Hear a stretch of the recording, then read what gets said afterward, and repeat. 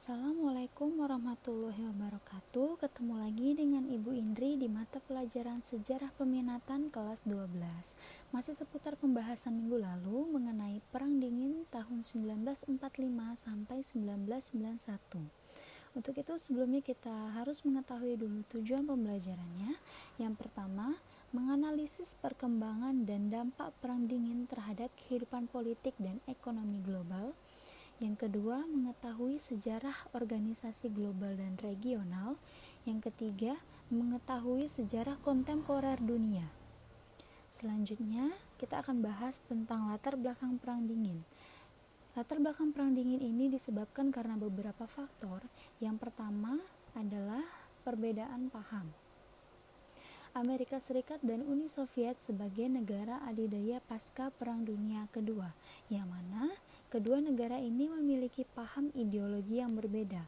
Uni Soviet berideologi komunis lebih mempercepat kesejahteraan rakyatnya karena negara-negara yang mengendalikan perusahaan akan memanfaatkan keuntungannya untuk rakyat. Sedangkan Amerika Serikat berideologi liberalis kapitalis, lebih mengagungkan kebebasan individu yang memungkinkan kapitalisme berkembang dengan subur. Lanjut kita kepada faktor yang kedua adalah keinginan untuk berkuasa. Amerika Serikat dan Uni Soviet mempunyai keinginan untuk menjadi penguasa di dunia dengan cara-cara yang baru. Kita lihat bagian Amerika Serikat sebagai negara kreditor besar membantu negara-negara yang bidang perkembangannya berupa pinjaman modal untuk pembangunan dengan harapan bahwa rakyat yang makmur hidupnya dapat menjadi tempat pemasaran hasil industrinya dan dapat menjauhkan pengaruh sosialis komunis. Sedangkan Uni Soviet, masyarakat miskin merupakan lahan subur bagi paham sosialis komunis. Uni Soviet yang mulai kuat ekonominya juga tidak mau kalah untuk membantu perjuangan nasional berupa bantuan senjata atau tenaga ahli. Hal ini dilakukan untuk mempengaruhi negara-negara tersebut. Selanjutnya kita pada faktor yang ketiga adalah berdirinya fakta pertahanan. Kedua negara tersebut saling menciptakan fakta pertahanan. Lihat di Amerika Serikat mendirikan fakta pertahanan yang dikenal dengan nama NATO, yaitu Organisasi Pertahanan Atlantik Utara. Sedangkan di bagian Uni Soviet mendirikan fakta pertahanan, yaitu Fakta Warsawa, yang anggotanya yaitu Uni Soviet, Albania, Bulgaria, Jerman Timur, Hongaria, Polandia, dan Rumania. Berdirinya kedua fakta tersebut menyebabkan muncul rasa saling curiga, ketidakpercayaan, dan salah paham antara kedua blok, baik blok barat maupun blok timur. Amerika Serikat dituduh menjalankan politik imperialis untuk mempengaruhi dunia, sedangkan Uni Soviet dianggap melakukan perluasan hegemoni atas negara-negara demokrasi melalui ideologi komunisme. Oke, selanjutnya kita kepada kronologi Perang Dingin. Diawali adanya persaingan politik antara Amerika Serikat dan Uni Soviet. Kita lihat di bagian Amerika Serikat, doktrin Truman merupakan bantuan ekonomi Amerika Serikat pada Yunani dan Turki.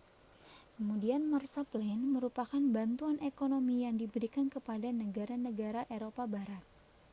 Selanjutnya bertujuan untuk membangun kembali sistem demokrasi dan perekonomian Eropa serta membatasi pengaruh komunis.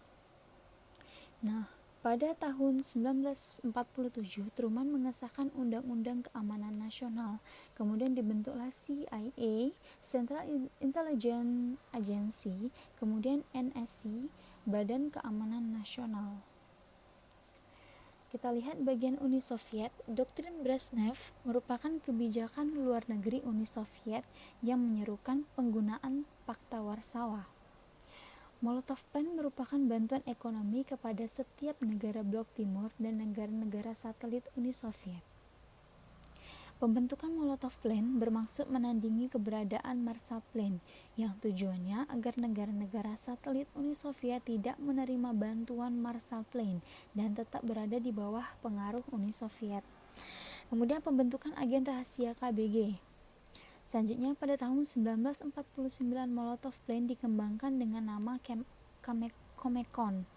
Nah, kebijakan Amerika Serikat ini, doktrin Truman dan Marshall Plan dapat mengalahkan kaum komunis. Selanjutnya, adanya fakta pertahanan. Kita lihat dari blok barat, munculnya lembaga-lembaga SEATO membendung pengaruh komunis di Asia Tenggara. Yang kedua, NATO membendung pengaruh komunis di Eropa. Dan yang ketiga, CENTO membendung pengaruh komunis di Timur Tengah. Sedangkan kita lihat dari blok timur, adanya Fakta Warsawa membendung pengaruh Amerika Serikat dan menandingi NATO. Kemudian Kominfo merupakan forum resmi Gerakan Komunis Internasional. Selanjutnya, konflik Berlin berawal dari pemisahan Jerman Barat dan Jerman Timur. Jerman Barat dikuasai oleh Prancis, Inggris, dan Amerika Serikat, sedangkan Jerman Timur dikuasai oleh Uni Soviet. Pada 24 Juni 1948, Uni Soviet melakukan blokade ekonomi terhadap Berlin. Pada tahun 1955, Uni Soviet berupaya mencegah terjadinya migrasi orang Jerman Timur ke Jerman Barat. Migrasi masih tetap terjadi hingga 20% penduduk Jerman Timur bermigrasi ke Jerman Barat yang dibantu tentara sekutu, yang menyebabkan hilangnya sumber daya manusia yang potensial seperti kalangan profesional terdidik. Kemudian pada bulan Juni 1961, Uni Soviet mengeluarkan ultimatum menuntut penarikan pasukan sekutu dari Berlin bagian barat. Tapi ultimatum tersebut ditolak oleh negara sekutu, yang akhirnya dengan adanya penolakan tersebut, pada tanggal 13 Agustus 1961, Uni Soviet menempuh cara lain dengan mendirikan penghalang kawat berduri. Nah, bisa dilihat di sini ya gambarnya. Di bagian atasnya itu ada kawat berdurinya, di bagian di atas tembok-temboknya itu ya. Selanjutnya kita lihat berakhirnya Perang Dingin terjadi pada 8 Desember 1987, yang mana Amerika Serikat dan Uni Soviet menandatangani traktat nuklir jarak menengah, yang intinya isi dari traktat nuklir ini adalah mereka ingin menghapus semua keberadaan senjata nuklir, rudal logistik, dan rudal jelajah dengan jarak antara 500 dan 5.500 km beserta infrastrukturnya. Akhirnya yang terjadi adalah hal ini membuat ketegangan Timur dan Barat mereda secara cepat. Kemudian di tahun 1989, Gorbachev dan Gorbachov menandatangani perjanjian START 1. Mereka sama-sama ingin mengurangi senjata-senjata strategis sebanyak 6.000. Kemudian tanggal 3 Desember 1989, dalam konferensi tinggi tingkat Malta, Amerika Serikat dan Uni Soviet mendeklarasikan berakhirnya Perang Dingin. Kemudian pada 25 Desember 1991, Uni Soviet mengalami keruntuhan dan bubarlah Uni Soviet dan Amerika Serikat menjadi salah satu negara adidaya yang ada di dunia pada masa itu. Selanjutnya, dampak Perang Dingin. Dampak Perang Dingin itu kita lihat dari Uni Soviet itu sendiri, yaitu rekonstruksi ekonomi. Dampak membuat Uni Soviet harus merekonstruksi ekonomi sehingga perekonomian Uni Soviet harus ditata kembali atau dikembangkan ulang. Nah, akan tetapi dengan adanya rekonstruksi ekonomi ini terjadinya banyak pengangguran. Selanjutnya, reformasi yang dilakukan oleh Gorbachev mengakibatkan resesi. Uni Soviet yang hancur akibat kehancuran ekonomi. Kemudian beberapa negara bagian di Republik Uni Soviet mendapatkan kemerdekaannya. Kemudian pasca Perang Dingin, Rusia secara tidak langsung menjadi ahli waris Uni Soviet. Rusia memotong pengeluaran militer secara drastis. Kita lihat di bagian Amerika, dampak di bagian Amerikanya Serikat itu sendiri, pasca bubarnya Uni Soviet, Amerika Serikat menjadi satu-satunya negara adidaya di dunia.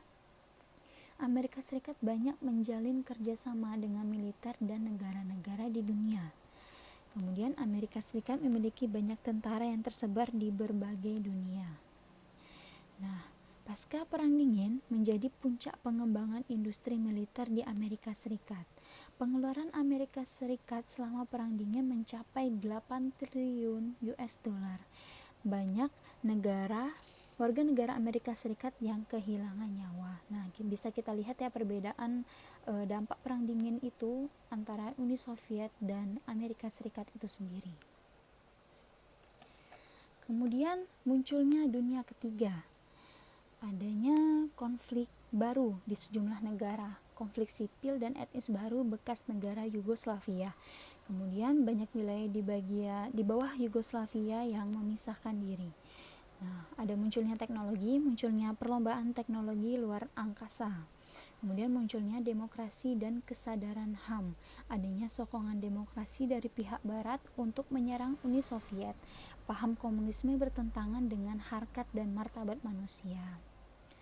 Oke, untuk penjelasan Perang Dingin tahun 1945 sampai 1991,